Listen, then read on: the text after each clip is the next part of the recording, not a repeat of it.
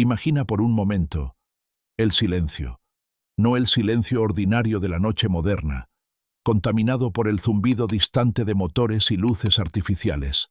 No, imagina el silencio primordial, absoluto, devastador. El silencio que sigue al rugido del fin. Es el amanecer después de la catástrofe. El sol emerge tímido sobre un horizonte transformado. Donde ayer se alzaban torres de piedra pulida que rozaban las nubes, hoy solo permanecen esqueletos de grandeza. Las calles que bullían con mercaderes, filósofos y niños jugando, ahora yacen sepultadas bajo montañas de escombros. El polvo todavía danza en el aire como fantasmas de lo que fue. Y en medio de esta desolación, una figura solitaria emerge de entre las ruinas, un superviviente. Sus ojos recorren el paisaje devastado. Sus manos, acostumbradas a recibir pan de los panaderos de la ciudad, ahora tiemblan vacías. Sus pies, habituados a caminar sobre adoquines perfectamente dispuestos, ahora sangran sobre piedras afiladas. Este ser humano, despojado en un instante de todo lo que conocía, enfrenta la pregunta más antigua y terrible que nuestra especie jamás ha confrontado. ¿Cómo sobrevivir cuando todo colapsa?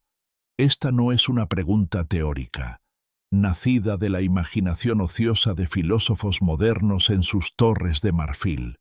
No, esta es la pregunta que nuestros ancestros enfrentaron una y otra vez, en ciclos que la historia oficial ha olvidado deliberadamente, pero que la Tierra recuerda en sus capas más profundas. Es la pregunta que resonó en los corazones de aquellos que presenciaron la caída de Atlántida, si es que existió. La pregunta que atormentó a los sobrevivientes cuando las ciudades de los gigantes se derrumbaron en cataclismos cuya magnitud apenas podemos concebir. La pregunta que susurraron los últimos testigos de civilizaciones, cuya existencia misma ha sido borrada de nuestros libros de texto. ¿Podrían los humanos sobrevivir si las ciudades antiguas colapsaran por completo? Hoy, querido viajero del tiempo, te invito a un viaje que transformará tu comprensión de quiénes somos como especie. No te ofrezco respuestas cómodas ni certezas tranquilizadoras. Te ofrezco algo mucho más valioso. Preguntas que sacudirán los cimientos de lo que creías saber sobre el pasado, sobre la resiliencia humana y sobre los secretos que las ruinas antiguas guardan celosamente. Durante las próximas 2 horas, caminaremos juntos por el filo de la navaja entre la civilización y el caos. Exploraremos ciudades perdidas, cuya magnificencia rivalizaba con cualquier metrópolis moderna. Conoceremos a los gigantes que, según innumerables tradiciones de todos los continentes, caminaron junto a nuestros ancestros en una era que la ciencia oficial se niega a reconocer. Desentrañaremos los misterios de colapsos catastróficos que transformaron el mundo una y otra vez, obligando a la humanidad a reinventarse o perecer.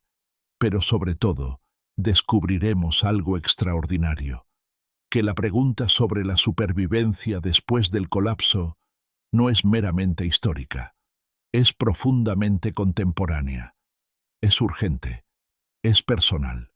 Porque si hay algo que los ciclos perdidos de nuestra historia nos enseñan, es que ninguna civilización es eterna. Todas, sin excepción, contienen las semillas de su propia destrucción.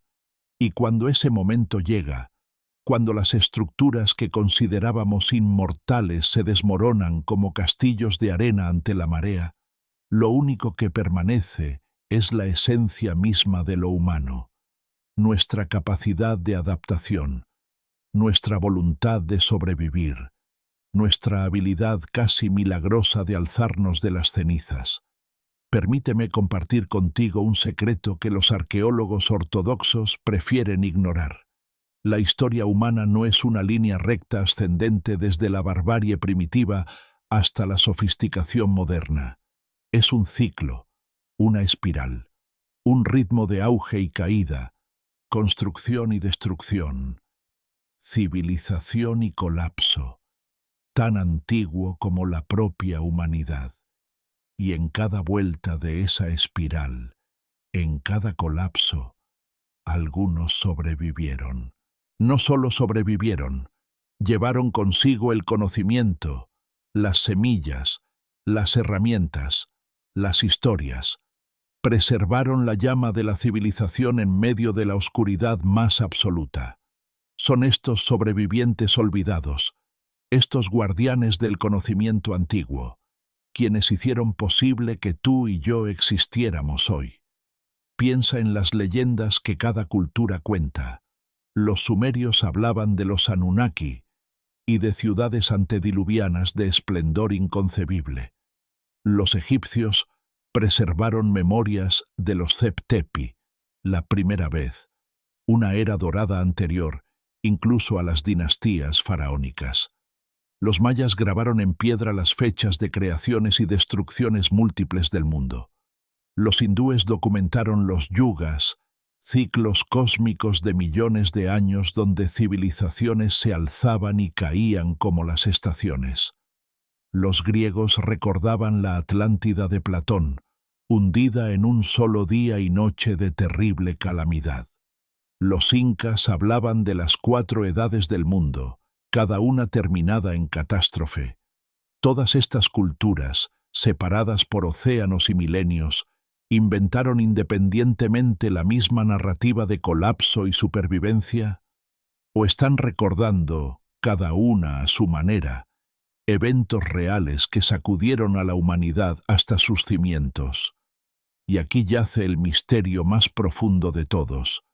Si estas ciudades antiguas colapsaron, como sugieren tanto la mitología como la evidencia geológica cada vez más contundente, ¿cómo sobrevivieron nuestros ancestros? ¿Qué conocimientos poseían que les permitieron navegar catástrofes que harían parecer triviales a nuestros desastres modernos?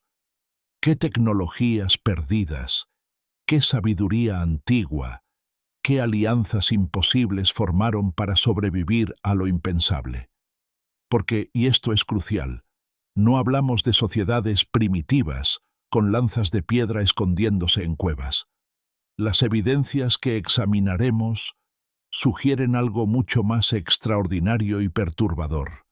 Civilizaciones avanzadas, posiblemente más avanzadas que la nuestra en aspectos que apenas comenzamos a comprender, enfrentando su propia aniquilación.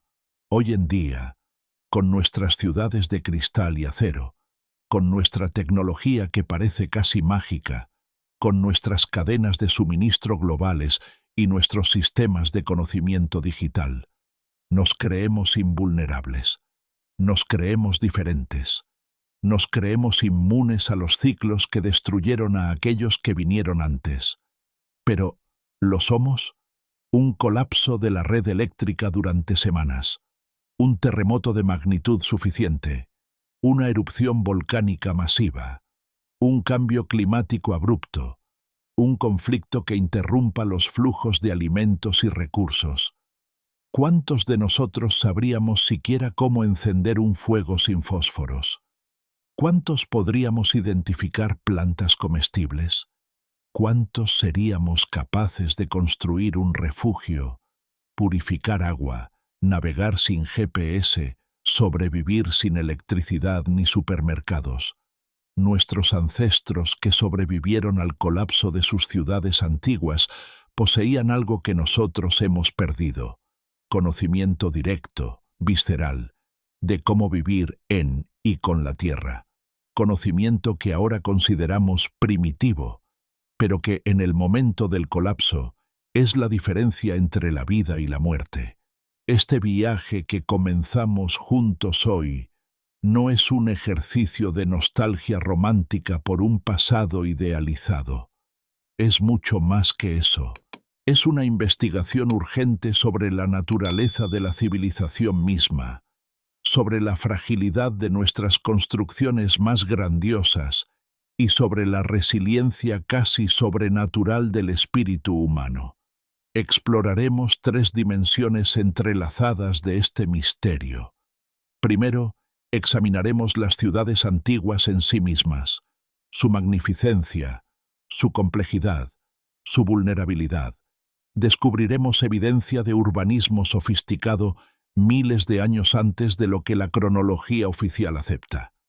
Veremos estructuras que desafían nuestras capacidades de ingeniería modernas. Comprenderemos por qué estas ciudades, a pesar de su grandeza, llevaban en su interior las semillas de su destrucción. Segundo, investigaremos los colapsos mismos. No uno, sino múltiples eventos catastróficos que la geología y la mitología confirman ocurrieron en el pasado profundo de la humanidad. Inundaciones que sumergieron continentes enteros, terremotos que rajaron la tierra, impactos cósmicos que oscurecieron los cielos durante años, cambios climáticos tan abruptos que transformaron jardines en desiertos en cuestión de generaciones. Y tercero, el más crucial de todos, descubriremos cómo sobrevivieron. Las estrategias, el conocimiento, las adaptaciones que permitieron que un puñado de humanos persistiera cuando todo a su alrededor se desintegraba. Aprenderemos de los refugiados de civilizaciones perdidas que se convirtieron en los fundadores de nuevas culturas. Conoceremos las técnicas ancestrales de supervivencia que superan en sofisticación a muchos de nuestros métodos modernos. Pero hay otro elemento en esta historia, uno que la academia mainstream rechaza con vehemencia casi religiosa, pero que la evidencia global exige que consideremos: los gigantes. Sí, has oído bien. En cada continente, en cada cultura antigua, encontramos relatos consistentes de seres de estatura colosal que coexistieron con los humanos. No son metáforas, no son exageraciones míticas. Los textos sumerios los llaman Anunnaki. La Biblia los denomina Nefilim. Los griegos hablaban de titanes y gigantes. Las tradiciones nativas americanas de Norteamérica, Centro y Sudamérica están repletas de memorias de gigantes. Los registros chinos, japoneses, africanos, europeos, todos contienen estas historias. Y más perturbador aún, existen huesos, existen cráneos alargados de tamaño imposible, existen herramientas que ningún humano de estatura normal podría manejar eficientemente. Existen construcciones megalíticas con bloques de cientos de toneladas colocados con precisión milimétrica a alturas vertiginosas, obras que desafían explicaciones convencionales, incluso con nuestra maquinaria moderna. ¿Qué sucedió cuando las ciudades donde humanos y gigantes coexistieron colapsaron? ¿Cómo afectó esta dinámica a la supervivencia humana? ¿Fueron los gigantes aliados o adversarios en tiempos de catástrofe? Su desaparición de la Tierra está conectada con estos colapsos. Estas son preguntas que nos han sido prohibido formular. Pero el verdadero investigador, el verdadero buscador de la verdad, no puede permitirse el lujo de la autocensura cuando la evidencia clama por ser examinada. Así que te pido, viajero del tiempo, que aparques temporalmente todo lo que te han enseñado. No te pido que creas ciegamente, sino que consideres con mente abierta, que mires la evidencia con ojos frescos, que escuches las historias que la humanidad ha contado durante milenios con la seriedad que merecen, porque al final de este viaje habrás ganado algo invaluable, una nueva perspectiva sobre quiénes somos como especie. Comprenderás que hemos sobrevivido a cosas que harían parecer triviales a nuestros desafíos contemporáneos. Descubrirás que llevamos en nuestro ADN el código de la supervivencia, forjado en los fuegos de catástrofes antiguas. Y quizás, solo quizás, aprenderás las lecciones que necesitamos urgentemente hoy, que la civilización es más frágil de lo que creemos, que el colapso no es una cuestión de sí, sino de cuándo, y que nuestra única esperanza real de supervivencia no reside en nuestras tecnologías brillantes, sino en recuperar la sabiduría antigua que nos enseña a vivir en armonía con los ciclos de la Tierra. El viaje comienza ahora. El pasado nos llama. Los sobrevivientes antiguos tienen secretos que compartir. ¿Estás listo para escuchar? Para comprender cómo sobrevivieron los humanos al colapso de las ciudades antiguas, primero debemos comprender qué eran estas ciudades. Y aquí nos encontramos inmediatamente con un problema que la arqueología convencional prefiere evitar. Las ciudades más antiguas que hemos descubierto no muestran signos de desarrollo gradual. Aparecen completamente formadas, sofisticadas desde su primera piedra. Göbekli Tepe en Turquía. 11.600 años de antigüedad, dicen los arqueólogos conservadores, aunque evidencia cada vez más sólida sugiere que podría ser mucho, mucho más antigua. Este complejo de templos monumentales, con pilares en forma de T que pesan hasta 20 toneladas cada uno, decorados con relieves de animales ejecutados con maestría artística, construido con herramientas de piedra supuestamente primitivas por cazadores-recolectores que, se nos dice, ni siquiera conocían la agricultura. ¿Lo notas? ¿La contradicción flagrante? Nos piden que creamos que pueblos primitivos, viviendo en pequeños grupos nómadas, sin organización social compleja, sin ciudades, sin escritura, sin tecnología avanzada, de alguna manera se reunieron en números suficientes, desarrollaron las habilidades de ingeniería necesarias, movieron piedras de 20 toneladas a través de terreno difícil, las levantaron en posición vertical con precisión milimétrica, las decoraron con arte sofisticado, y luego las enterraron deliberadamente, construyeron otro nivel encima y repitieron el proceso durante generaciones. El sentido común grita que hay algo profundamente equivocado con esta narrativa. Göbekli Tepe no es el comienzo, es un eco, un susurro de algo mucho más antiguo. Es el intento de una civilización en recuperación de recrear la grandeza de lo que vino antes. Es la memoria en piedra de ciudades aún más antiguas, de conocimientos aún más profundos, ahora perdidos en las brumas del tiempo profundo. Viajemos más al este, al Valle del Indo, donde Mohenjo-Daro y Harappa revelan planificación urbana que no volvería a verse hasta el siglo XIX de nuestra era. Calles dispuestas en cuadrícula perfecta, sistemas de drenaje y alcantarillado que funcionan mejor que los de muchas ciudades modernas en países en desarrollo, baños públicos con control de temperatura, casas de múltiples pisos con baños privados en cada nivel, pesos y medidas estandarizados con precisión asombrosa, escritura que todavía no podemos descifrar después de un siglo de intentos. Y aquí está lo verdaderamente perturbador. Estas ciudades florecieron alrededor de 2500 a.C., según la cronología oficial.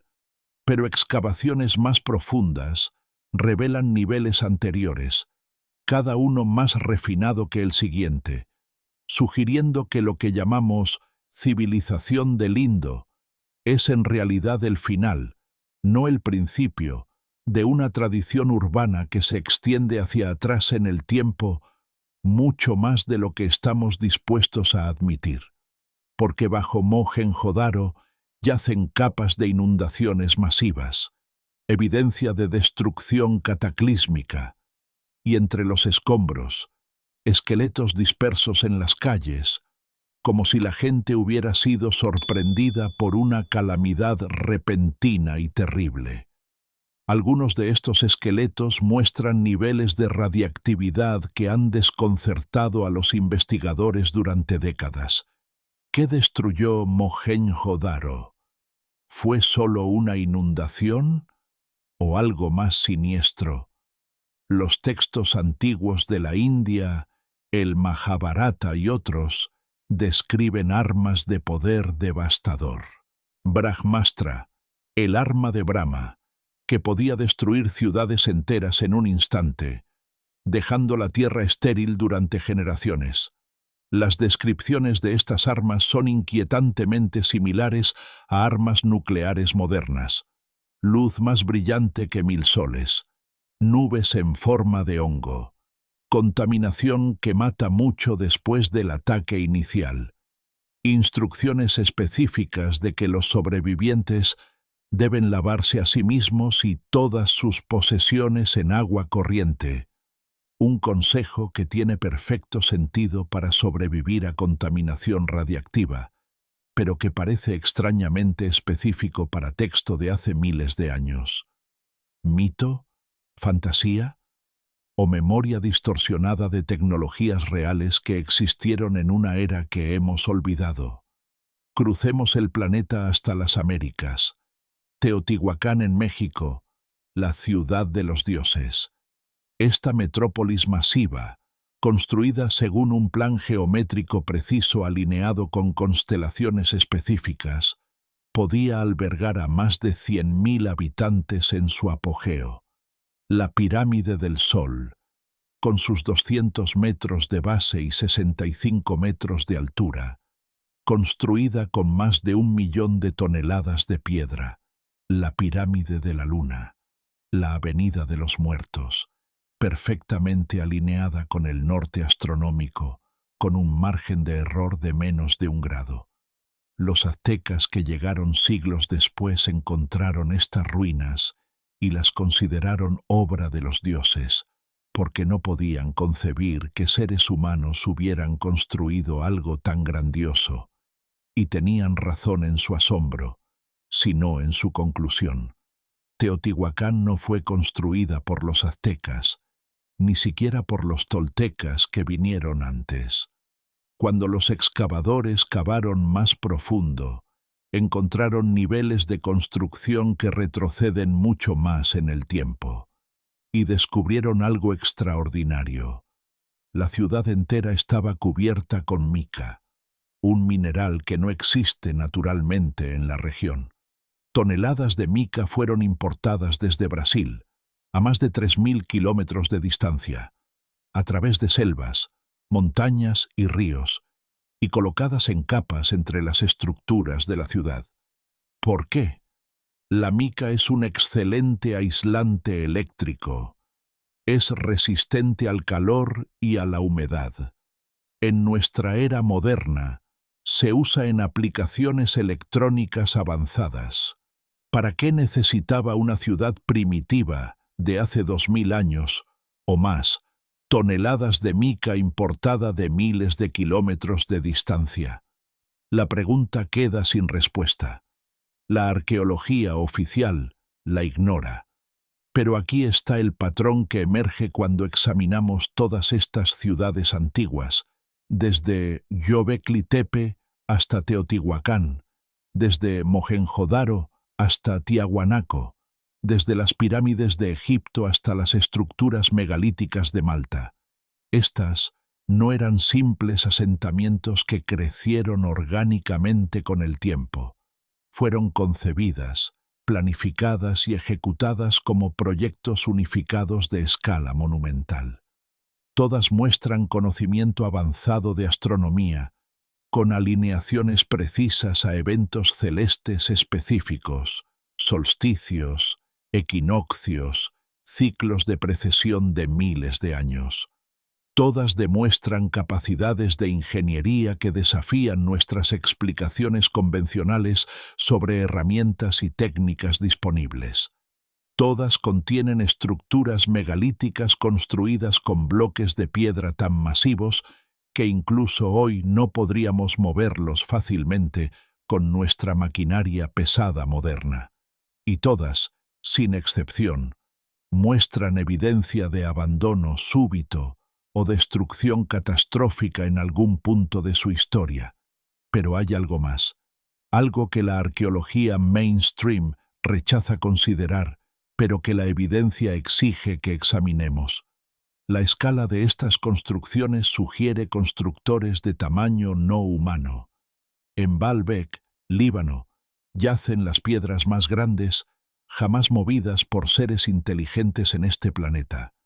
La piedra de la mujer embarazada pesa más de 1000 toneladas. El bloque olvidado pesa 1650 toneladas.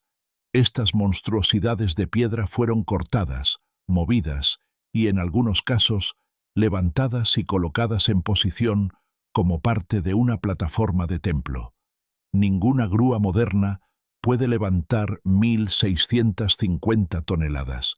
Ni siquiera las grúas más grandes del mundo, usadas para construir plantas de energía nuclear o ensamblar portaaviones, se acercan a esa capacidad.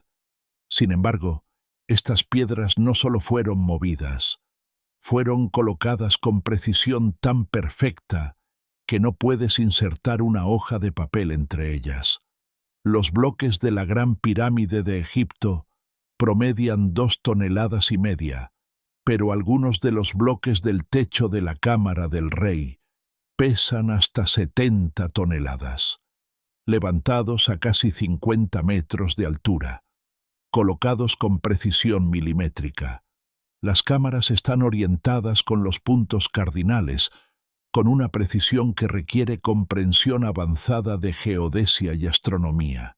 La explicación oficial, que estos monumentos fueron construidos con rampas de barro, cuerdas de fibra, palos de madera y trabajo esclavo durante 20 años, se vuelve más insostenible cada año que pasa. Los matemáticos han calculado que para construir la Gran Pirámide en 20 años, un bloque de 2,5 toneladas tendría que ser colocado cada 2 minutos, trabajando 24 horas al día, 7 días a la semana, durante 2 décadas completas. ¿Es posible? Técnicamente quizás. ¿Es probable? Los que han trabajado con piedra saben la respuesta. Entonces, ¿quién construyó estas estructuras imposibles? ¿Cómo? ¿Y por qué? Las leyendas de todos estos lugares hablan de gigantes. En Baalbek, la tradición local insiste en que las piedras fueron colocadas por gigantes antediluvianos. En Egipto, Heródoto registró que los sacerdotes le dijeron que las pirámides fueron construidas antes del diluvio por una raza de seres diferentes.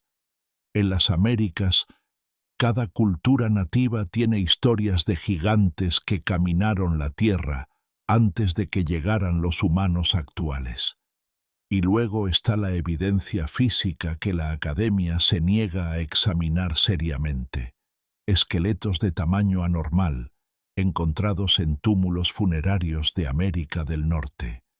Cráneos alargados de Paracas, Perú, con volúmenes craneales hasta 25% mayores que el promedio humano moderno y características morfológicas que no coinciden con ninguna población conocida. Huellas fosilizadas de pies humanos de tamaños imposibles encontradas en rocas de millones de años de antigüedad según la datación geológica. ¿Coincidencias? ¿Fraudes? ¿O evidencia de una verdad que nuestros paradigmas actuales no pueden acomodar? Considera esto. Si gigantes coexistieron con humanos en estas ciudades antiguas, muchos de los misterios se resuelven. La escala megalítica de las construcciones tiene sentido. La capacidad de mover piedras de cientos de toneladas se vuelve comprensible.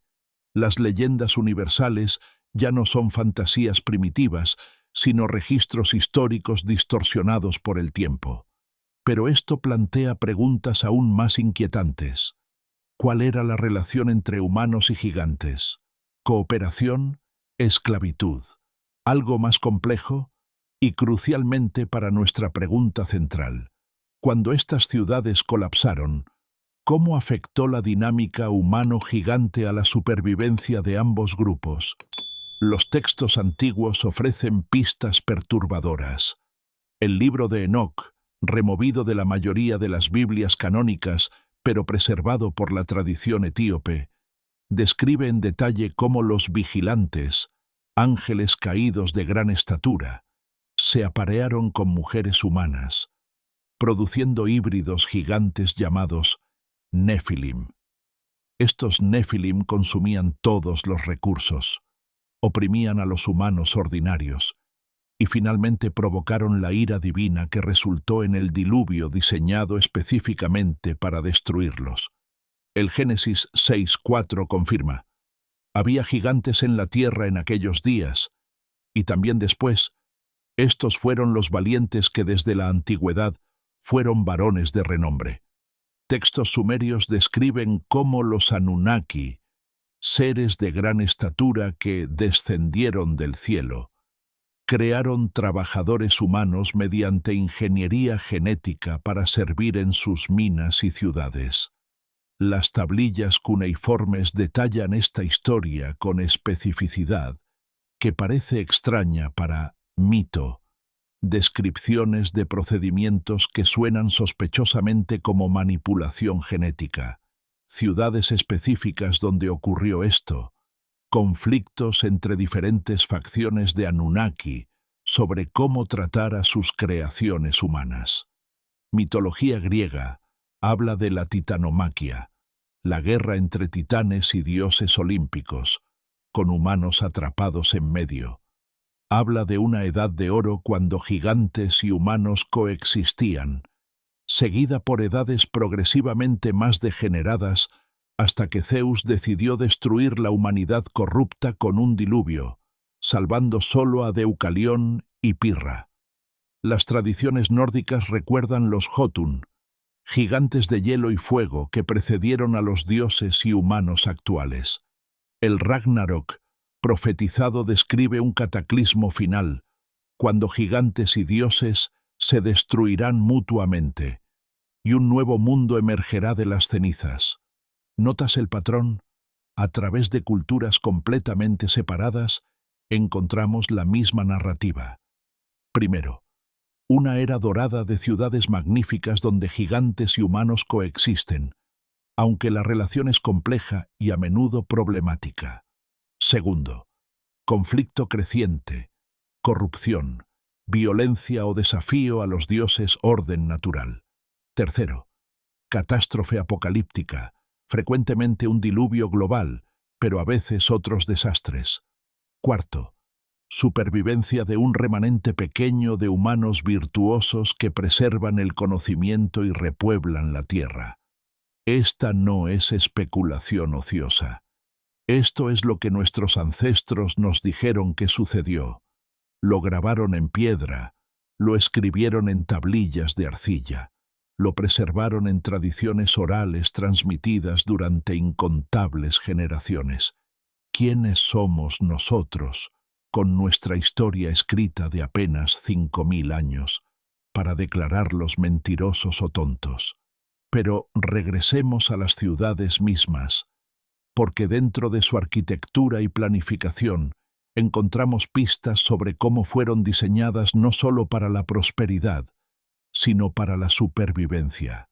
Tiahuanaco, en Bolivia, a casi 4000 metros de altitud cerca del lago Titicaca, muestra evidencia de haber sido un puerto marítimo. Marcas de mareas en las piedras, muelles y zonas de carga. Pero el lago Titicaca está a más de 2000 metros sobre el nivel del mar. ¿Cómo puede un puerto marítimo existir a tal altitud? La respuesta obvia, que la Tierra fue levantada dramáticamente por actividad tectónica masiva en algún punto, sugiere catástrofes de magnitud casi inconcebible. Catástrofes que estas ciudades, con toda su sofisticación, no pudieron resistir completamente. Sin embargo, fueron diseñadas con resiliencia en mente. Los bloques megalíticos de Tiahuanaco están unidos con grapas de metal, diseñadas para permitir que la estructura se mueva y flexione durante terremotos sin colapsar. Un sistema antisísmico sofisticado que no veríamos nuevamente en arquitectura hasta el siglo XX. Las ciudades del Valle del Indo tenían almacenes masivos para granos, diseñados para preservar alimentos durante años, sistemas de irrigación complejos que podían resistir sequías prolongadas, múltiples salidas y entradas, sugiriendo planificación para evacuación rápida si fuera necesario. Göbekli Tepe fue enterrado deliberadamente. No colapsó, no fue abandonado por azar. Fue cuidadosamente, laboriosamente sepultado bajo toneladas de tierra y escombros, preservándolo para la posteridad. ¿Por qué alguien haría eso? Una explicación es que sabían que algo terrible se acercaba y querían preservar su conocimiento más importante para aquellos que vendrían después. Estas ciudades antiguas no fueron construidas con la arrogancia de permanencia que caracteriza a nuestras metrópolis modernas. Fueron construidas con la sabiduría de la impermanencia, con el conocimiento de que todo lo que sube debe bajar, de que cada civilización lleva en sí las semillas de su propia destrucción. Fueron construidas para durar, sí, pero también fueron construidas para ser recordadas después de la caída. Y cayeron, una y otra vez, en ciclos que la geología está comenzando a confirmar. Pero antes de examinar esos colapsos, debemos hacer una última pregunta crucial sobre los orígenes de estas ciudades. ¿Quién enseñó a la humanidad a construirlas? Porque aquí está el problema irresoluble que la evolución cultural gradual no puede explicar. Estas ciudades aparecen completamente formadas. No hay evidencia clara de desarrollo. Un día, se supone, estamos cazando y recolectando. Al día siguiente, construimos templos que pesan miles de toneladas alineados con la precesión axial de la Tierra. Todas las culturas antiguas tienen la misma respuesta a esta pregunta. Los dioses nos enseñaron, seres que vinieron de las estrellas, o del mar, o de tierras perdidas ahora sumergidas, seres que poseían conocimiento que sobrepasaba lo humano, seres que, en muchas tradiciones, eran de estatura gigante. Los egipcios hablaban de Tot, el dios de la sabiduría, que enseñó arquitectura, astronomía, matemáticas y escritura. Los sumerios atribuían todo conocimiento civilizador a los Anunnaki. Los mayas recordaban a Kukulcán, la serpiente emplumada que trajo las artes de la civilización. Los incas hablaban de Viracocha, el creador de piel clara que apareció del lago Titicaca y enseñó agricultura, arquitectura y ley. Las tradiciones celtas recuerdan los Tuatha Dé Danann, una raza de seres superiores que precedieron a los humanos en Irlanda y poseían tecnología que parecía mágica. ¿Extraterrestres? ¿Sobrevivientes de una civilización humana anterior? ¿Híbridos humano-gigante con conocimiento preservado de eras aún más antiguas? ¿O algo que nuestra comprensión actual no puede categorizar adecuadamente? No lo sabemos con certeza, pero sabemos esto. El conocimiento que estas ciudades demuestran, conocimiento de geodesia global, astronomía de precisión, matemáticas avanzadas, ingeniería sofisticada, metalurgia compleja, todo esto tuvo que venir de algún lugar, y cuando estas ciudades colapsaron, como inevitablemente hicieron, ese conocimiento tuvo que ser preservado de alguna manera, porque si no lo hubiera sido, si cada colapso hubiera resultado en pérdida total de conocimiento, no estaríamos aquí hoy.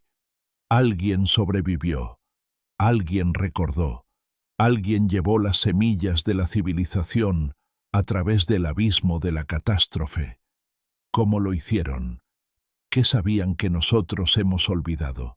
Estas son las preguntas que ahora debemos explorar mientras nos adentramos en los colapsos mismos, en las catástrofes que transformaron el mundo y obligaron a la humanidad a reinventarse o perecer. Porque las ciudades de los dioses cayeron, los gigantes desaparecieron, y la humanidad, pequeña y vulnerable, enfrentó su momento de verdad definitivo. Imagina despertar una mañana y el cielo no es azul, es gris, gris ceniza, gris muerte. El sol, que apenas ayer brillaba dorado sobre tu ciudad magnífica, ahora es apenas un disco pálido y fantasmal luchando por penetrar una neblina espesa que huele a azufre y fin del mundo. Las primeras horas, piensas que es una tormenta. Las primeras horas, todavía hay esperanza. Pero las horas se convierten en días, los días en semanas, y el cielo permanece oscuro. Las temperaturas caen, las cosechas en los campos, casi listas para la cosecha, se marchitan y mueren. Los animales, confundidos por la oscuridad perpetua, dejan de reproducirse. Los ríos que alimentaban tu ciudad con agua fresca desde las montañas comienzan a fluir turbios, cargados de ceniza y toxinas. Y entonces comienza el hambre. Esto no es fantasía apocalíptica moderna. Esto es lo que sucede cuando un supervolcán entra en erupción. Y la evidencia geológica confirma que ha sucedido muchas veces en la historia humana, con efectos que hacen que nuestros desastres modernos parezcan triviales. La erupción del monte Tambora en 1815 causó el año sin verano en 1816. Las temperaturas globales cayeron casi 1 grado Celsius completo.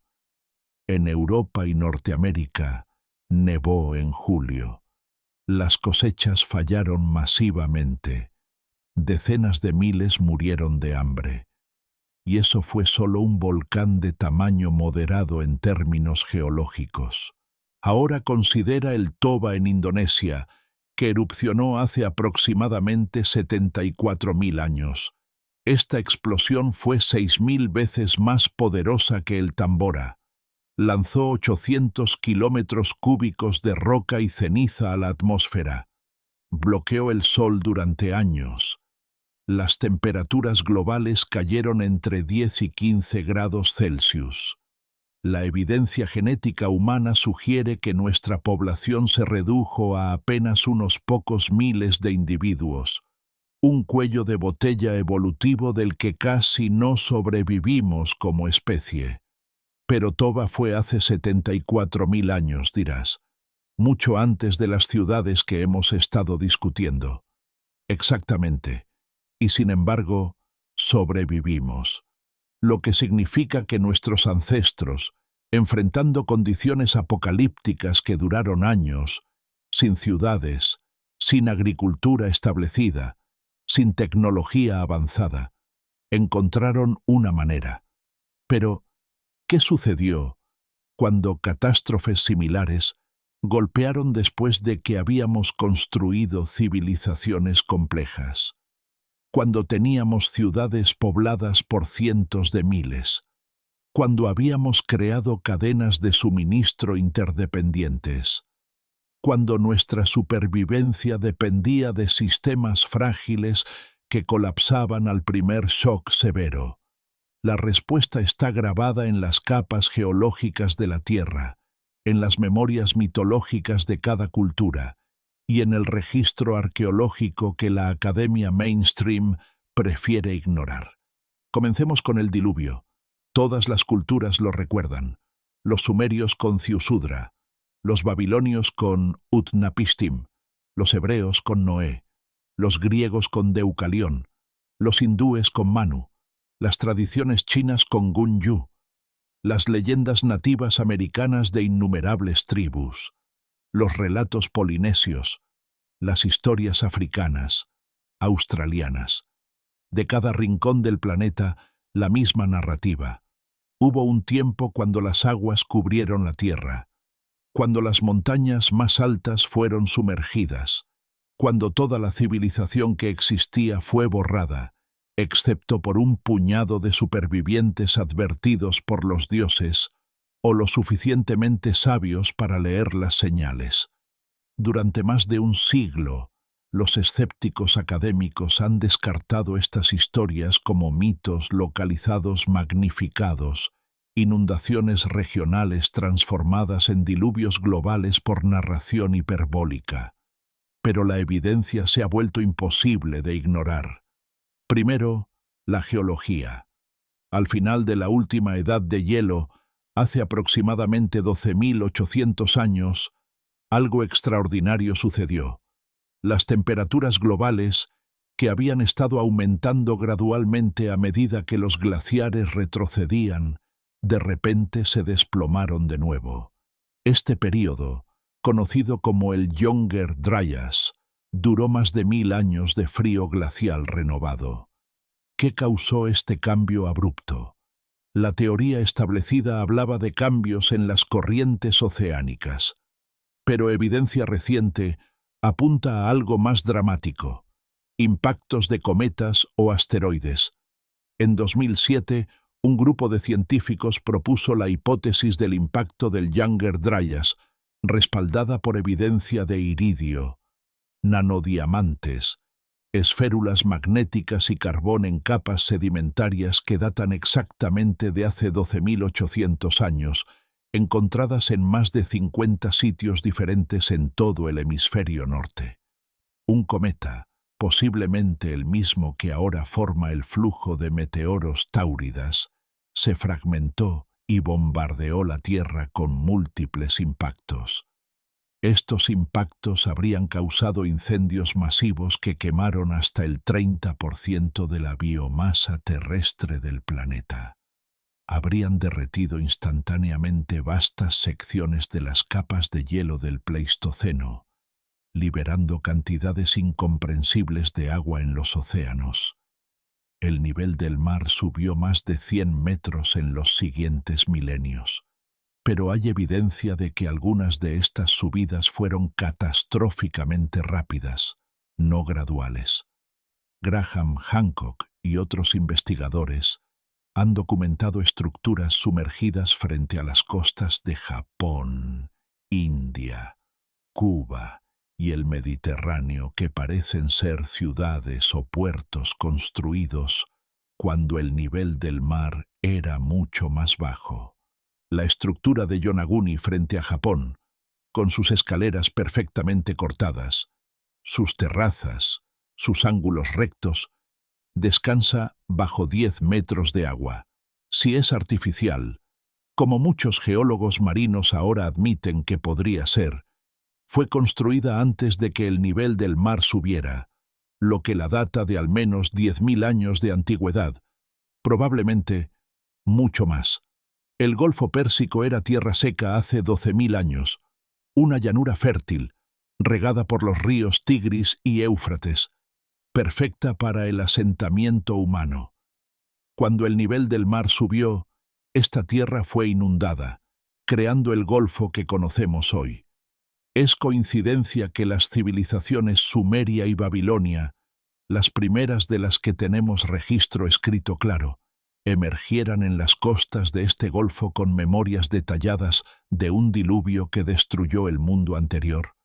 El Sahara era verde hace 11.000 años, verde y exuberante, con lagos masivos, ríos fluidos, vida silvestre abundante. El arte rupestre de esta era muestra jirafas, elefantes, hipopótamos en regiones que ahora son desierto estéril. ¿Qué transformó un paraíso verde en el desierto más grande del mundo? Cambio climático abrupto. El mismo cambio climático que acompañó el fin de la edad de hielo y el evento del Younger Dryas. Y aquí está la cuestión crucial. Si había ciudades en estas regiones ahora sumergidas o desertificadas, ciudades que prosperaron cuando el clima era diferente y el nivel del mar era más bajo, fueron borradas casi por completo del registro. Sus habitantes enfrentaron una elección simple: adaptarse o morir, migrar o perecer, preservar su conocimiento lo mejor que pudieran y comenzar de nuevo, o perder todo. Muchos eligieron migrar, y llevaron consigo historias. La Esfinge de Egipto muestra erosión hídrica profunda, causada no por lluvia ligera, sino por lluvia torrencial sostenida. Pero Egipto ha sido árido durante al menos 5000 años. Para que la Esfinge muestre este tipo de erosión, debe haber sido tallada cuando el clima era mucho más húmedo. Geólogos como Robert Schoch han argumentado convincentemente que la Esfinge tiene al menos 9000 años, posiblemente mucho más antigua. Los egipcios mismos dijeron que su civilización fue fundada por los Shem-Su-Hor, los seguidores de Horus, sobrevivientes de una tierra perdida que llegaron después de un gran diluvio. Los textos de las pirámides hablan de los Zep-Tepi, la primera vez, una era dorada de los dioses que precedió a las dinastías faraónicas por milenios. Refugiados de Atlántida, sobrevivientes de ciudades sumergidas en lo que ahora es el Golfo Pérsico, o frente a la costa de India, o bajo el mar Mediterráneo. Pueblos que escaparon cuando el Sahara Verde se convirtió en desierto. No podemos saberlo con certeza, pero podemos rastrear la llegada de conocimiento avanzado a regiones específicas en momentos específicos que coinciden sospechosamente con los cronogramas de estas catástrofes. Pero el diluvio no fue el único colapso. Hubo otros, muchos otros. Alrededor del año 2200 a.C., el imperio acadio, el primer imperio mesopotámico, colapsó repentinamente. Los registros cuneiformes describen hambrunas devastadoras. El análisis de núcleos de sedimentos muestra evidencia de sequías masivas que duraron décadas. Ciudades enteras fueron abandonadas. La civilización que había florecido durante siglos se desintegró en cuestión de generaciones. La misma época vio el colapso del reino antiguo de Egipto. Las pirámides dejaron de construirse. El gobierno central se fragmentó. Sobrevino el caos.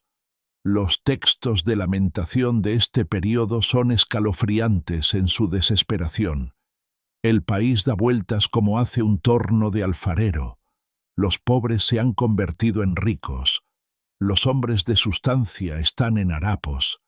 En Grecia, la civilización minoica, la primera gran civilización europea, fue devastada por la erupción del volcán Cera, Santorini, alrededor de 1600 a.C. Esta explosión fue 4 veces más poderosa que Krakatoa. Generó tsunamis de hasta 40 metros que arrasaron las costas del Mediterráneo oriental. La ceniza cubrió Creta, destruyendo cosechas y envenenando el agua. Los palacios minoicos fueron abandonados. La civilización nunca se recuperó completamente. ¿Es esta la verdadera fuente de la leyenda de Atlántida de Platón? Posiblemente. O posiblemente Atlántida fue mucho más antigua, y la destrucción de Thera Santorini es simplemente otro ejemplo del mismo patrón. Civilización avanzada construida cerca del mar, destruida por cataclismo volcánico, recordada en mito. El colapso de la Edad de Bronce alrededor de 1200 a.C. es uno de los eventos más misteriosos de la historia. En el lapso de apenas 50 años, prácticamente todas las ciudades principales del Mediterráneo oriental y el cercano Oriente fueron destruidas. El imperio hitita colapsó. Las ciudades micénicas de Grecia ardieron. La civilización minoica dio su último suspiro. Egipto sobrevivió apenas, pero nunca recuperó su grandeza anterior. ¿Qué causó esto? Las teorías incluyen invasión de los misteriosos pueblos del mar, colapso sistémico de redes comerciales interdependientes, cambio climático, terremotos masivos, probablemente una combinación de todos estos factores, cada uno amplificando los otros en una cascada de destrucción. Lo crucial es esto. Una vez que el colapso comenzó, fue imparable. Las ciudades dependían unas de otras para alimentos, metales, manufacturas. Cuando una cayó, las otras siguieron rápidamente. La complejidad que había permitido el florecimiento de la civilización se convirtió en su perdición, y los que sobrevivieron tuvieron que aprender rápidamente habilidades que habían sido olvidadas durante generaciones de especialización urbana. Cómo cultivar sin comercio de semillas, cómo cazar cuando los animales de caza han sido sobreexplotados, cómo hacer herramientas cuando ya no hay herreros, cómo preservar comida sin vasijas de cerámica de los alfareros de la ciudad, cómo navegar sin los mapas de los escribas, cómo sanar sin las hierbas de los boticarios. En otras palabras, tuvieron que recordar cómo ser humanos en lugar de especialistas urbanos. Aquellos que recordaron sobrevivieron, aquellos que no, perecieron. Pero hay otra dimensión de estos colapsos que debemos considerar: el elemento humano gigante. Múltiples tradiciones sostienen que los gigantes fueron específicamente blanco de destrucción divina. El diluvio en la tradición bíblica fue enviado específicamente para destruir a los Nefilim, los híbridos gigantes que habían corrompido la tierra. Solo Noé y su familia, humanos puros, fueron dignos de salvarse. Los mitos griegos hablan de la gigantomaquia, la guerra entre los dioses olímpicos y los gigantes, que resultó en la destrucción de los gigantes. Esta guerra está asociada con cataclismos geológicos masivos, montañas arrojadas, la tierra sacudida, fuegos del cielo. Las tradiciones nativas americanas frecuentemente describen cómo los gigantes fueron destruidos por intervención divina o natural, ahogados en diluvios, quemados por fuego del cielo, enterrados en terremotos. ¿Hay verdad histórica en estas historias? Fueron los gigantes, debido a su tamaño y necesidades calóricas masivas, menos capaces de sobrevivir cuando los recursos colapsaron? ¿O hubo conflicto activo entre humanos y gigantes cuando la comida se volvió escasa, con humanos más pequeños pero más numerosos y adaptables finalmente prevaleciendo? La evidencia es fragmentaria pero sugestiva. Huesos gigantes han sido reportados desde el siglo XIX en sitios de todo el mundo, a menudo en contextos que sugieren muerte violenta o entierro apresurado. Muchos de estos especímenes han desaparecido convenientemente en almacenes de museos o han sido perdidos. Los que permanecen son frecuentemente ignorados o explicados como casos de gigantismo patológico, a pesar de que aparecen en números demasiado grandes para ser anomalías médicas raras. Los túmulos funerarios de Ohio y de todo el valle del Mississippi, excavados extensivamente en el siglo XIX, produjeron numerosos esqueletos de tamaño anormal. Los informes hablan de individuos de 2,5 metros, incluso 3 metros de altura. Algunos mostraban características craneales inusuales, crestas sagitales pronunciadas, frentes inclinadas, mandíbulas masivas, rasgos que sugieren una población físicamente distinta, no simplemente humanos altos. En Perú, los cráneos alargados de Paracas presentan un enigma que la ciencia mainstream no puede explicar adecuadamente. Pruebas de ADN realizadas en algunos de estos cráneos han mostrado mutaciones que no coinciden con ninguna población humana conocida. El volumen craneal es hasta 25% mayor que el promedio humano moderno. La estructura ósea es diferente. Donde los cráneos humanos normales están compuestos por 3 placas craneales, estos cráneos tienen solo 2. Algunos investigadores argumentan que estos cráneos son resultado de deformación artificial, una práctica conocida en muchas culturas antiguas, pero la deformación craneal puede cambiar la forma, no el volumen. No puede alterar el número de placas óseas y no puede explicar el ADN anómalo. ¿Qué o quiénes eran estos seres? ¿Sobrevivientes de una población de gigantes? ¿Híbridos humano-gigante? ¿Élites de una civilización perdida que se modificaban a sí mismos de maneras que ya no entendemos? No lo sabemos. Pero su existencia sugiere que la prehistoria humana es mucho más compleja y extraña de lo que nuestros libros de texto admiten. Y cuando las ciudades donde estas poblaciones diversas vivían colapsaron, cuando los cataclismos reestructuraron el mundo, la dinámica de supervivencia debe haber sido inmensamente complicada. Imagina ser un humano ordinario en una ciudad donde gigantes forman la clase gobernante o guerrera. Los recursos se vuelven escasos, el hambre acecha. Los gigantes, con su mayor tamaño y fuerza, simplemente toman lo que necesitan, condenando a los humanos más pequeños, o la escasez afecta primero a los gigantes precisamente porque requieren más calorías para sobrevivir.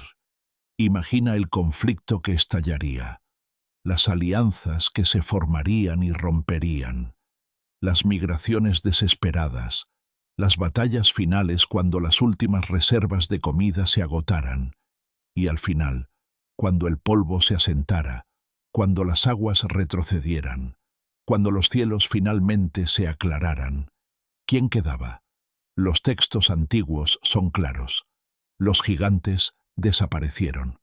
No todos a la vez, no completamente, pero su era terminó.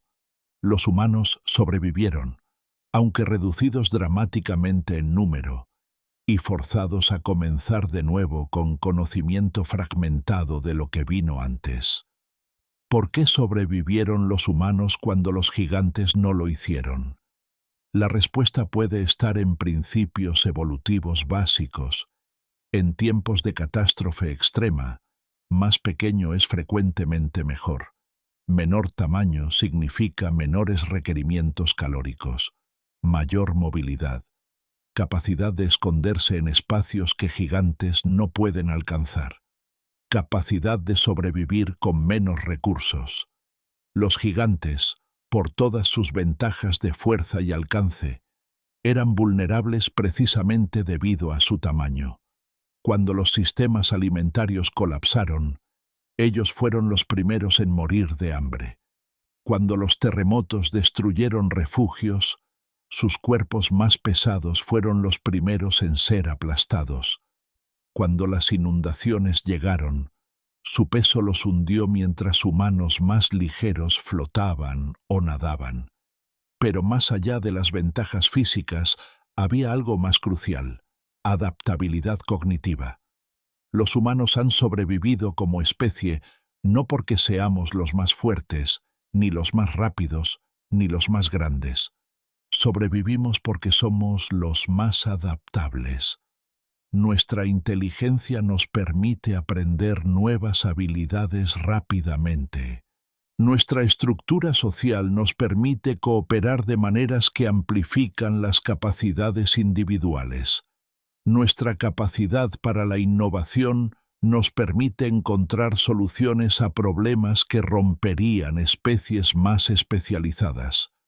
Cuando las ciudades colapsaron, los humanos que sobrevivieron fueron aquellos que podían hacer la transición de vida urbana a subsistencia salvaje, aquellos que recordaban o podían reaprender habilidades ancestrales, aquellos que podían formar grupos cooperativos de supervivencia, aquellos que podían transmitir conocimiento a la siguiente generación.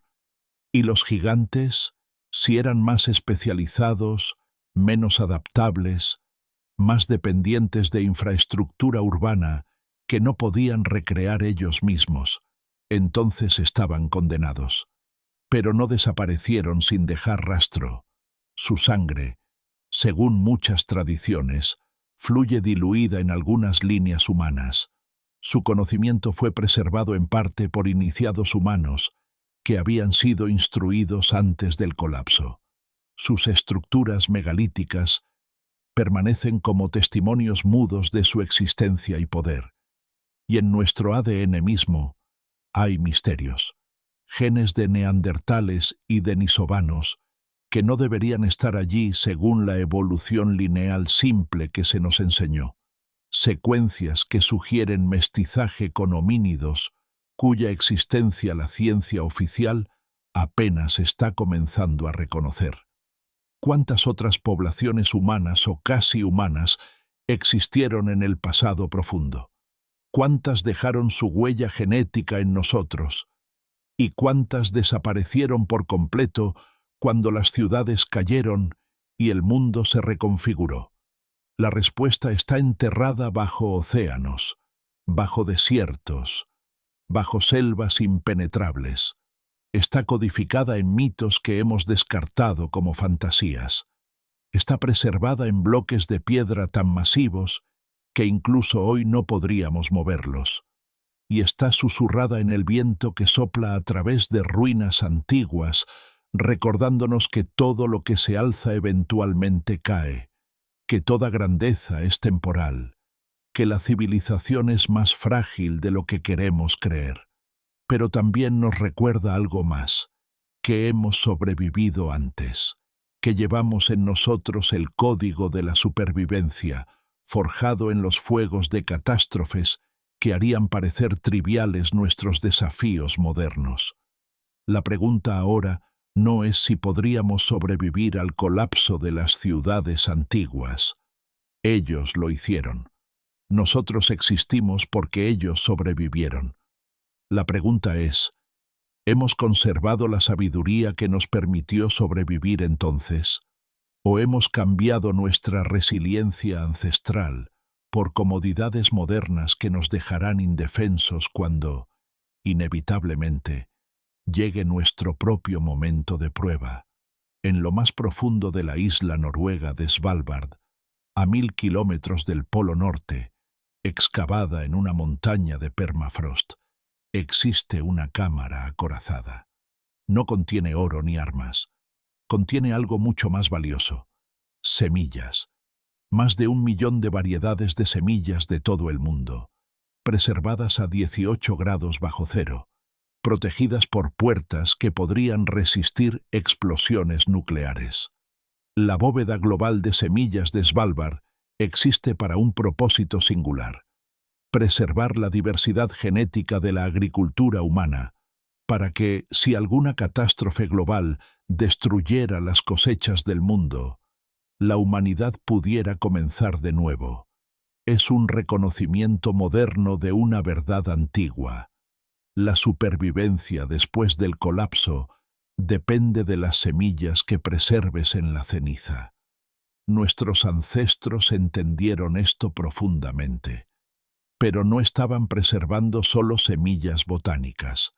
Estaban preservando semillas de conocimiento, de cultura, de lo que significa ser humano. Y lo hicieron con una sofisticación que apenas estamos comenzando a apreciar. Cuando Göbekli Tepe fue enterrado deliberadamente hace unos 11.600 años, no fue destruido, fue preservado. Cada pillar, cada talla, cada símbolo astronómico, cuidadosamente sepultado bajo toneladas de tierra. ¿Por qué? Porque quienes lo enterraron sabían que lo que venía, el cataclismo del Younger Dryas, destruiría su mundo, pero querían que aquellos que vendrían después supieran: estuvimos aquí, éramos sofisticados, conocíamos las estrellas, y vosotros, nuestros descendientes, podéis reclamar este conocimiento cuando estéis listos. Es una cápsula del tiempo de piedra, y funciona porque piedra es lo único que sobrevive a diluvios, fuegos, terremotos, milenios de erosión. Los egipcios hicieron lo mismo con sus templos y pirámides. Los construyeron con bloques tan masivos que ningún cataclismo razonable podría destruirlos completamente. Los orientaron con precisión astronómica para que generaciones futuras pudieran verificar su sofisticación, y grabaron en ellos, en jeroglíficos e imágenes, conocimiento de matemáticas, astronomía, medicina, filosofía. La Gran Pirámide incorpora en su estructura el número pi con precisión asombrosa. Incorpora phi, la proporción áurea, que aparece por toda la naturaleza y el arte. Está orientada a los puntos cardinales con un margen de error de 3 minutos de arco, más preciso que el Observatorio Real de Greenwich, construido en el siglo XVII. Su cámara del rey resuena a frecuencias específicas que corresponden con la escala musical pitagórica. Estos no son accidentes, son mensajes deliberados en piedra. Sabíamos estas cosas, y vosotros podéis saberlas también. Pero la preservación del conocimiento no ocurrió solo en estructuras monumentales. Sucedió en tradiciones orales transmitidas con precisión asombrosa durante milenios, en símbolos universales que aparecen en culturas separadas por océanos, en prácticas de supervivencia codificadas como rituales sagrados, en conocimiento botánico preservado en forma de mitología. Los aborígenes australianos tienen tradiciones orales que describen con precisión geográfica literal cómo el nivel del mar subió al final de la edad de hielo, inundando tierras costeras y creando islas. Estas historias han sido verificadas como geológicamente exactas para eventos que ocurrieron hace más de 10.000 años. 10.000 años de transmisión oral perfecta. Piensa en eso. Los pueblos indígenas del Pacífico noroeste de América tienen historias de grandes inundaciones y terremotos que coinciden exactamente con evidencia geológica de terremotos de megathrust en la zona de subducción de Cascadia. El último gran terremoto allí fue en 1700 y las tribus lo recuerdan con precisión, pero también recuerdan terremotos anteriores, hace 500, 1000, 2000 años. Conocimiento preservado a través de generaciones. Este conocimiento no fue preservado accidentalmente, fue preservado intencionalmente mediante sistemas sofisticados diseñados específicamente para sobrevivir al colapso civilizacional. Las sociedades de misterio de Egipto, Grecia, Persia, guardaban conocimiento esotérico accesible solo a iniciados que habían probado su valía. ¿Por qué este secretismo? Parcialmente para proteger el poder del conocimiento, pero también para asegurar que solo aquellos comprometidos con su preservación y uso responsable lo recibieran.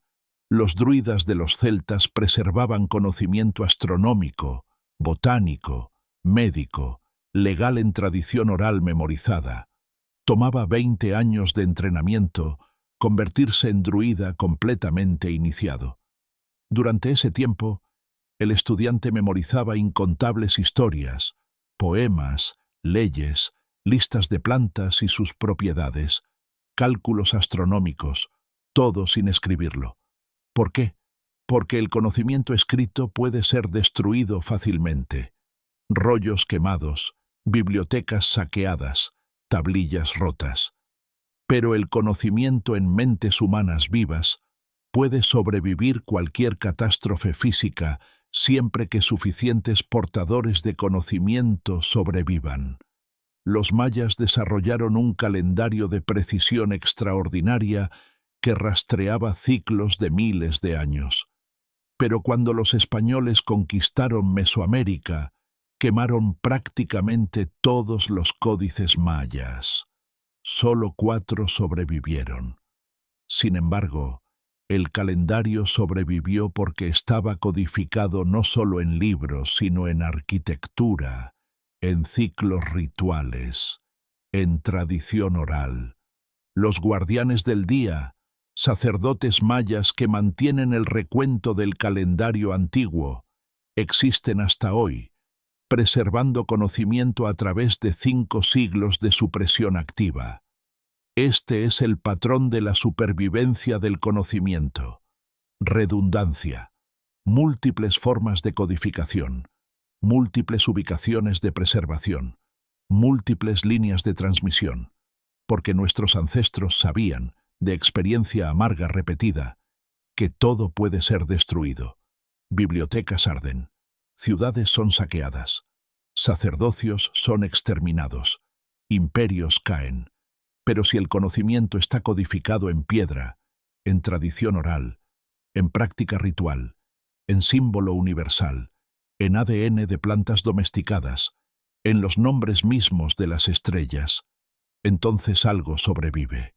Y de esos fragmentos sobrevivientes, la civilización puede sembrarse nuevamente.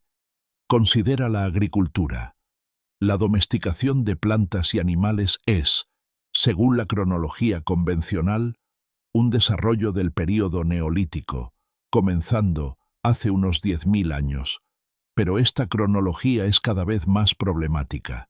El trigo moderno es hexaploide, tiene 6 conjuntos de cromosomas. Sus ancestros silvestres son diploides o tetraploides. La transición de diploide a tetraploide a hexaploide requiere hibridación deliberada, selección cuidadosa durante muchas generaciones. No es algo que suceda por accidente mientras recolectas granos silvestres. Alguien, en algún momento, realizó experimentación botánica sofisticada para crear el trigo que alimenta a miles de millones hoy. Fue esto desarrollado durante el Neolítico por cazadores-recolectores que de alguna manera decidieron convertirse en agricultores. ¿O es conocimiento mucho más antiguo, preservado a través del cataclismo del Younger Dryas, por sobrevivientes que sabían que la agricultura sería esencial para reconstruir la civilización? El maíz moderno no se parece a su ancestro silvestre, el teosinte. La transformación requirió miles de años de selección artificial dirigida. Los pueblos indígenas de las Américas preservaron no solo el maíz en sí, sino el conocimiento de cómo cultivarlo. Las 3 hermanas, cientos de variedades adaptadas a microclimas específicos.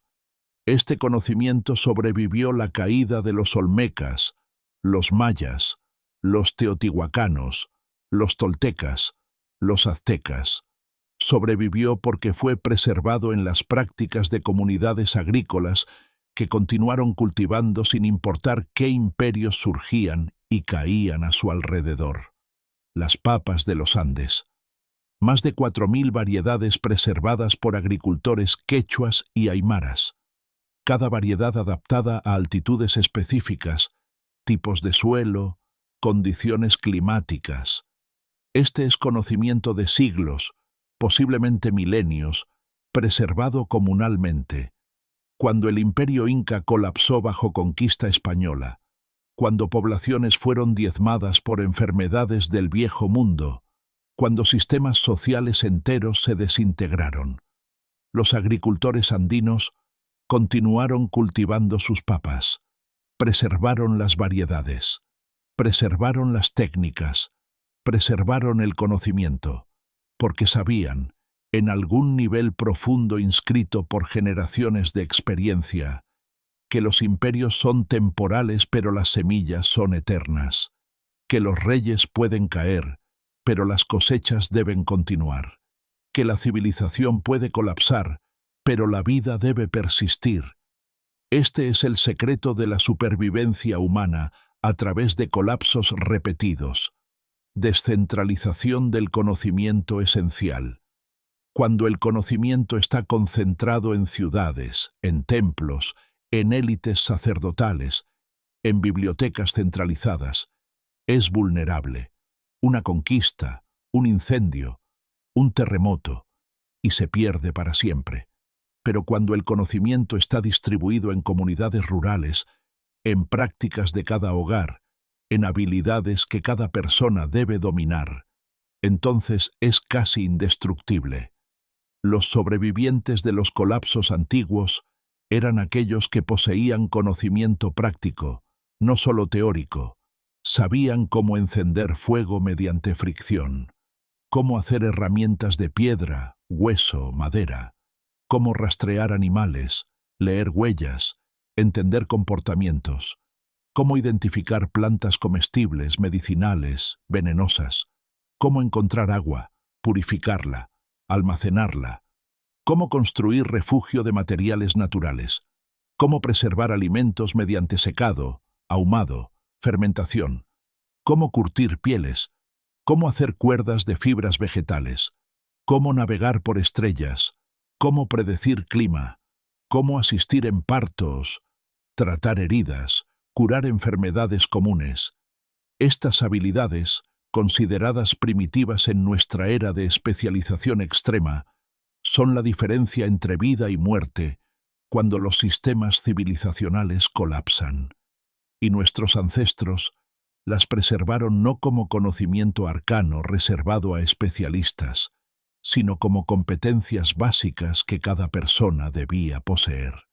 Pero más allá de habilidades técnicas, preservaron algo aún más crucial: sistemas de valores que promueven supervivencia grupal.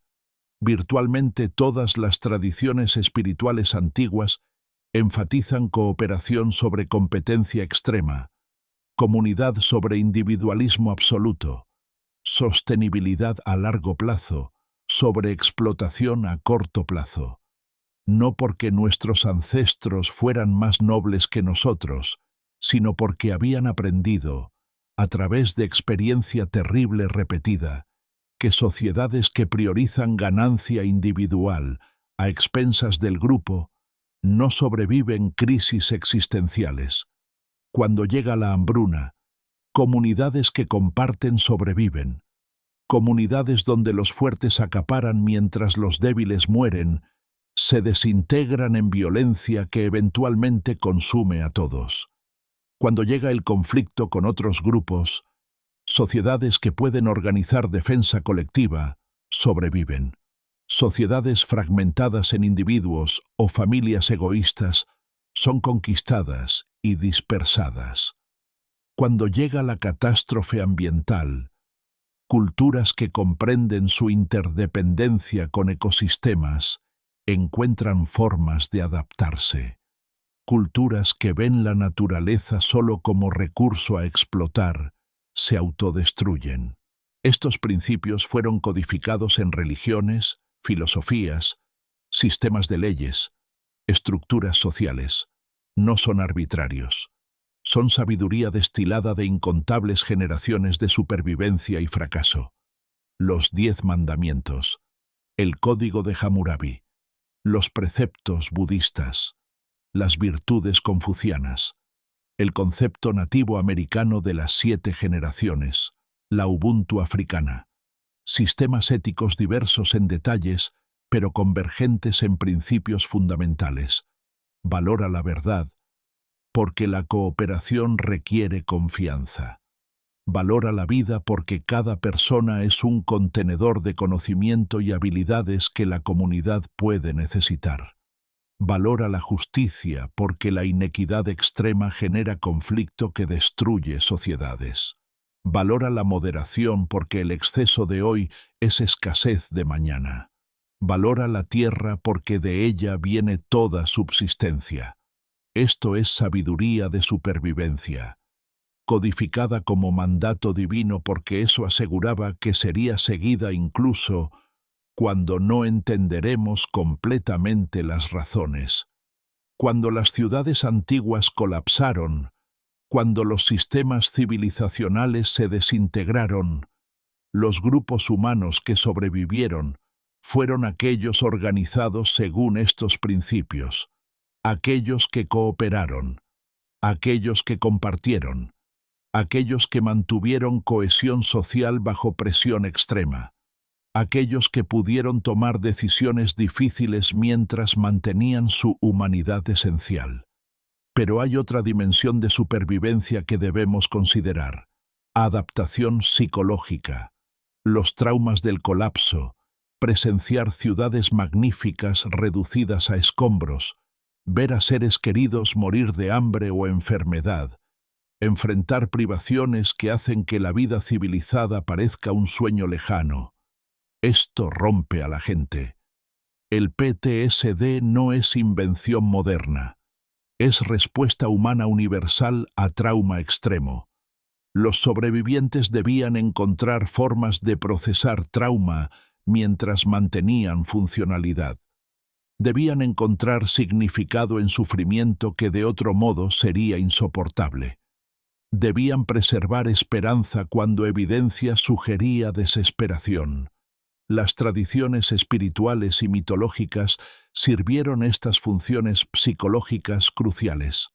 El concepto de ciclos cósmicos, edades del mundo que surgen y caen solo para surgir nuevamente, permitía a sobrevivientes contextualizar su sufrimiento no como fin absoluto, sino como parte de un patrón eterno. Esto es inherentemente consolador. Si el mundo ha sido destruido y renacido antes, puede suceder nuevamente. No somos los primeros en enfrentar esto. No seremos los últimos. Y la vida continúa. El concepto de destino divino o propósito espiritual permitía a sobrevivientes verse no como víctimas aleatorias de caos, sino como participantes en drama cósmico. Si sobrevivimos cuando otros perecieron, debe haber razón. Debemos estar destinados a preservar el conocimiento, a reconstruir la civilización, a aprender lecciones que esta catástrofe nos enseña. Esto no es autoengaño. Es mecanismo psicológico de supervivencia que permite a humanos bajo presión extrema mantener agencia, propósito, voluntad de continuar. Y los rituales, las ceremonias, las prácticas espirituales que surgieron de estos conceptos servían funciones prácticas, marcaban tiempo, mantenían estructura social, preservaban conocimiento en forma memorable y performativa, proporcionaban cohesión comunitaria, procesaban trauma colectivamente. Las danzas de lluvia no eran superstición ignorante, eran formas de mantener conocimiento de ciclos estacionales, de sincronizar comunidad con ritmos agrícolas, de afirmar colectivamente compromiso con supervivencia incluso cuando lluvia no venía. Los ritos de pasaje no eran crueldad arbitraria hacia jóvenes, eran formas de transmitir conocimiento esencial de supervivencia, de probar que individuos podían manejar privación y dolor, de transformar niños dependientes en adultos contribuyentes que la comunidad necesitaba. Los festivales de cosecha no eran solo celebración, eran práctica de gratitud que prevenía complacencia, recordatorios de que abundancia es temporal, oportunidades para asegurar que conocimiento de preservación y almacenamiento de alimentos era transmitido a nueva generación. Todo en sociedades tradicionales de sobrevivientes tenía función, aunque podamos no reconocerla inmediatamente, porque estas sociedades fueron forjadas en crisis. Todo lo superfluo fue quemado. Lo que quedó fue esencial. Y ahora llegamos a la pregunta crucial. ¿Qué podemos aprender de estos sobrevivientes ancestrales para nuestra propia era? Porque vivimos, lo reconozcamos o no, en víspera de colapso potencial. Nuestro clima está cambiando a velocidad sin precedentes. Nuestros ecosistemas están colapsando, insectos desapareciendo, biodiversidad desplomándose, océanos acidificándose, suelos erosionándose. Nuestros sistemas económicos son cada vez más inestables, construidos sobre deuda y crecimiento infinito en un planeta finito.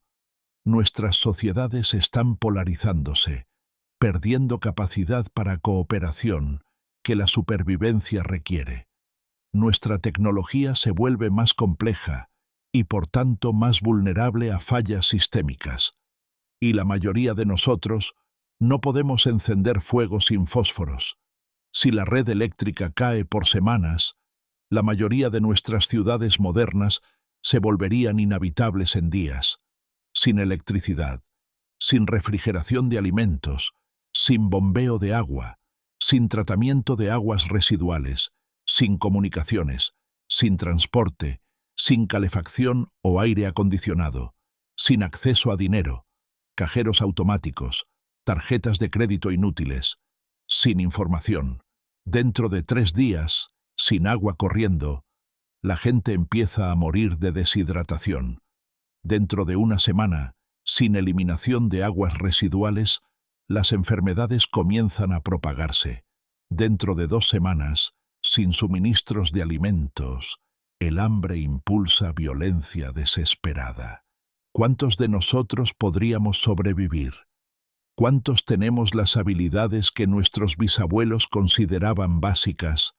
La revelación que los sobrevivientes antiguos nos ofrecen no es tranquilizadora, es urgente. Primero, la civilización es frágil, mucho más frágil de lo que queremos admitir. Todas las civilizaciones complejas llevan en sí las semillas de su propia destrucción. Especialización extrema que crea vulnerabilidad, interdependencia que amplifica shocks, complejidad que requiere flujos de energía continuos para mantener. Segundo, el colapso no es evitable indefinidamente mediante tecnología o ingenio. Es parte del ciclo natural de sistemas complejos. Puede retrasarse, mitigarse, pero no prevenirse para siempre. Tercero, la pregunta no es ¿colapsará nuestra civilización?, sino ¿cuándo? Y estaremos preparados. Cuarto, la preparación no es principalmente tecnológica sino humana.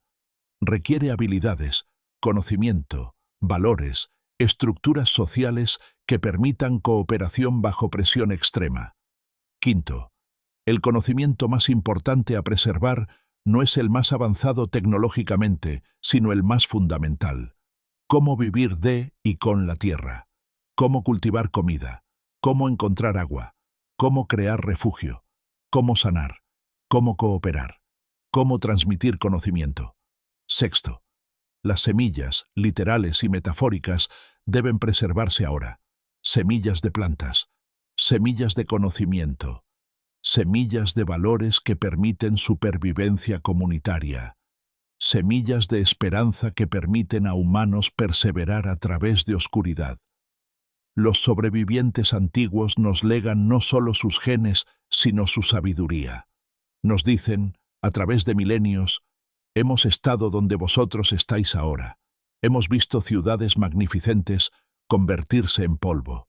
Hemos enfrentado hambrunas, inundaciones, terremotos, colapso de todo lo que conocíamos, y sobrevivimos.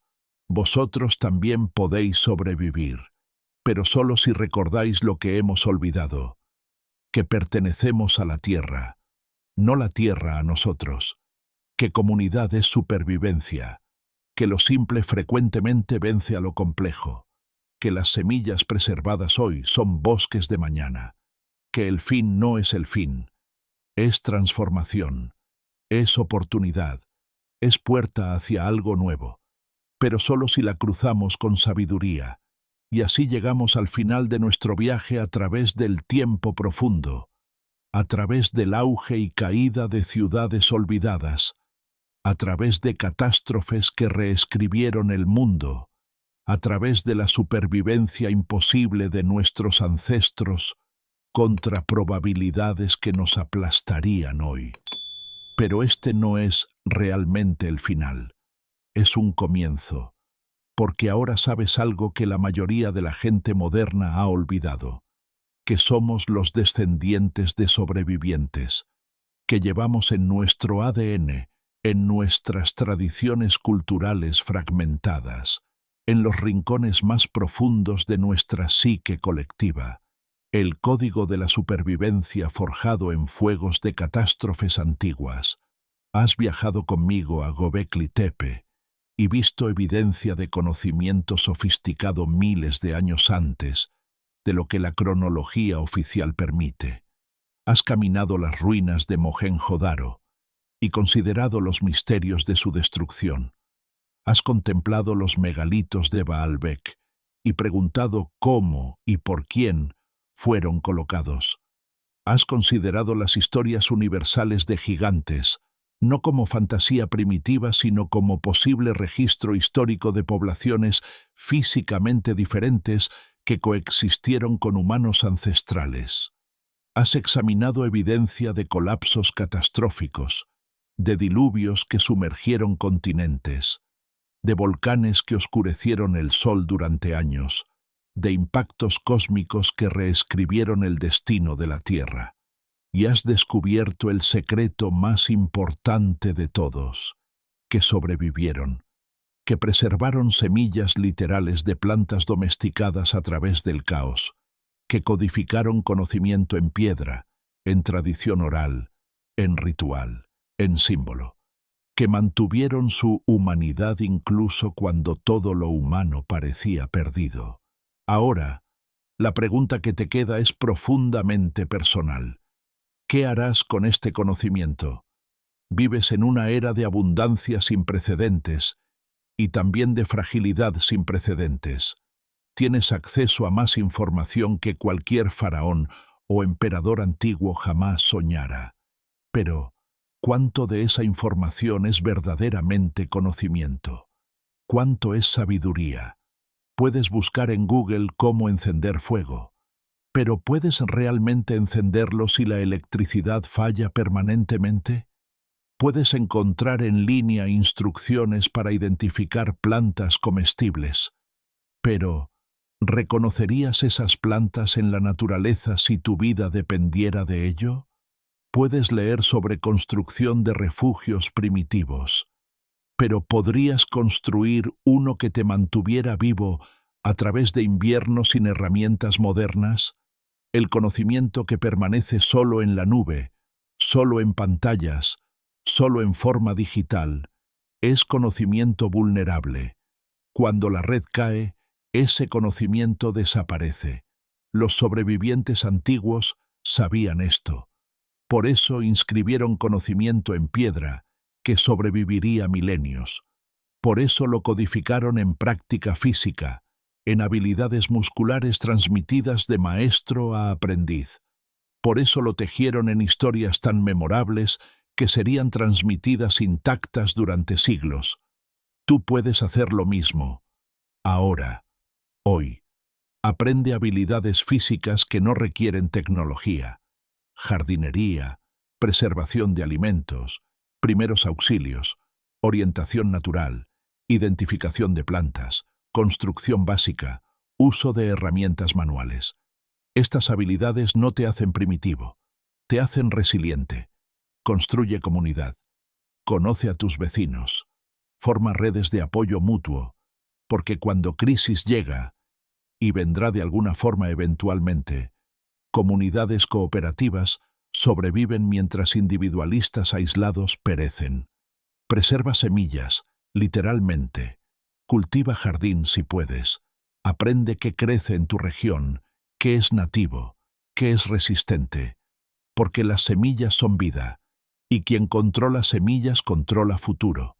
Preserva conocimiento. Lee textos antiguos, no como reliquia, sino como guía. Aprende de tradiciones que han sobrevivido milenios, porque contienen sabiduría verdadera. Y comparte ese conocimiento. Enséñalo a tus hijos, porque cada generación que falla en transmitir conocimiento esencial es generación que pone en riesgo supervivencia futura. Cuestiona narrativas que pintan el pasado como primitivo e ignorante, mientras glorifican el presente como ápice del logro humano. El presente tiene sus maravillas, sí, pero también tiene arrogancia peligrosa. Creemos que somos inmunes a los ciclos que destruyeron civilizaciones anteriores. No lo somos. Los mayas, en el apogeo de su poder, construyeron ciudades magníficas en junglas densas. Desarrollaron matemáticas avanzadas, astronomía precisa, sistemas de escritura sofisticados, y colapsaron. Sus ciudades fueron abandonadas, tragadas por selva. Durante siglos, existieron solo en leyenda. ¿Qué nos hace pensar que somos diferentes? ¿Más inteligentes? Ellos eran tan inteligentes como nosotros, más avanzados tecnológicamente. En muchos aspectos, sí. ¿Más capaces de prever consecuencias a largo plazo de nuestras acciones? La evidencia sugiere lo contrario. Pero aquí está la esperanza que este viaje debe dejarte. El colapso no es el fin. Nunca lo ha sido. Es transformación. Es puerta hacia nuevo comienzo. Las ciudades mayas cayeron, pero los mayas sobrevivieron. Viven hoy, millones de ellos, hablando lenguas mayas, manteniendo tradiciones mayas, preservando calendario maya. La civilización urbana colapsó. La gente persistió. El imperio romano cayó. Pero la gente que había sido romana no desapareció. Se transformó. Se adaptó. Se convirtió en semilla de nuevas culturas que eventualmente florecerían como renacimiento. Los imperios antiguos del Valle del Indo colapsaron, pero su conocimiento no se perdió completamente. Fue preservado en tradiciones védicas, en prácticas de yoga y meditación, en sistemas de medicina ayurvédica, en técnicas arquitectónicas transmitidas a través de generaciones. El patrón es claro. Ciudades caen, imperios se desmoronan, civilizaciones colapsan, pero la humanidad persiste. El conocimiento, aunque fragmentado, sobrevive. Y de las cenizas, eventualmente, algo nuevo emerge. ¿Qué emergerá de nuestro eventual colapso? Eso depende de las semillas que preservemos ahora. Si preservamos solo tecnología pero perdemos sabiduría, los que vienen después heredarán herramientas sin comprensión de cómo usarlas sosteniblemente. Repetirán nuestros errores.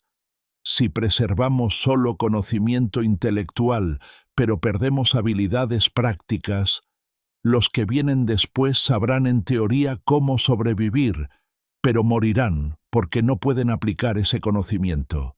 Si preservamos solo individualismo y competencia, pero perdemos cooperación y comunidad, los que vienen después se destruirán mutuamente compitiendo por recursos menguantes.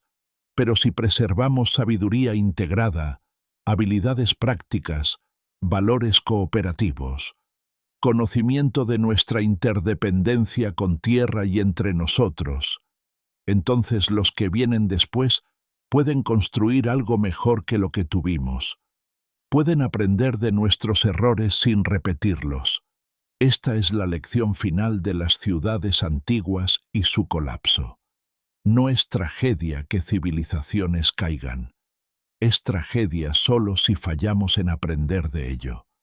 Nuestros ancestros sobrevivieron diluvios que sumergieron continentes. Sobrevivieron volcanes que oscurecieron el sol. Sobrevivieron impactos cósmicos, terremotos, sequías que duraron décadas, colapsos de todos los sistemas en que confiaban. Y lo hicieron sin electricidad, sin tecnología moderna, sin acceso a conocimiento global instantáneo. Lo hicieron con habilidades, con conocimiento, con cooperación, con voluntad inquebrantable de persistir. Tú, con todas las ventajas de la era moderna, con acceso a suma total de conocimiento humano registrado, con capacidad de aprender cualquier habilidad de expertos globales, con oportunidad de construir redes de resiliencia antes de que crisis llegue.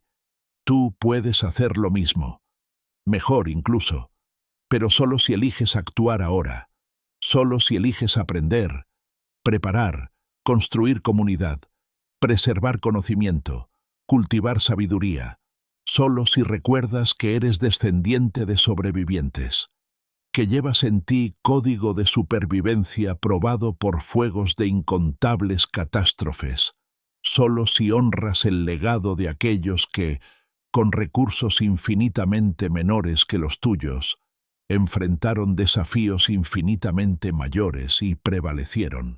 El futuro no está escrito. Vendrá colapso en alguna forma, en algún momento. Eso es certeza. Los ciclos de la Tierra, los ciclos de civilización, no pueden detenerse. Pero ¿cómo respondemos? ¿Quién sobrevive? ¿Qué conocimiento preservamos? ¿Qué mundo construimos después? Eso depende de ti. Depende de todos nosotros. Las semillas están en tus manos. Las semillas de conocimiento. Las semillas de habilidad. Las semillas de cooperación. Las semillas de sabiduría ancestral y visión futura. ¿Las plantarás? ¿Las regarás? ¿Las protegerás para que cuando vengan las tormentas inevitables, algo sobreviva para florecer nuevamente? ¿O las dejarás caer, olvidarlas, perderlas, condenando a generaciones futuras a comenzar desde cero, sin el conocimiento que podríamos haberles transmitido? La elección es tuya, y la hora es ahora, porque el amanecer después del colapso ya está en el horizonte. La única pregunta es, ¿qué traerá esa luz? ¿Desesperación o esperanza? ¿Fin o comienzo? La respuesta está en las semillas que preserves en la ceniza. Las ciudades antiguas cayeron, los gigantes desaparecieron, los imperios se desmoronaron en polvo, pero la humanidad sobrevivió.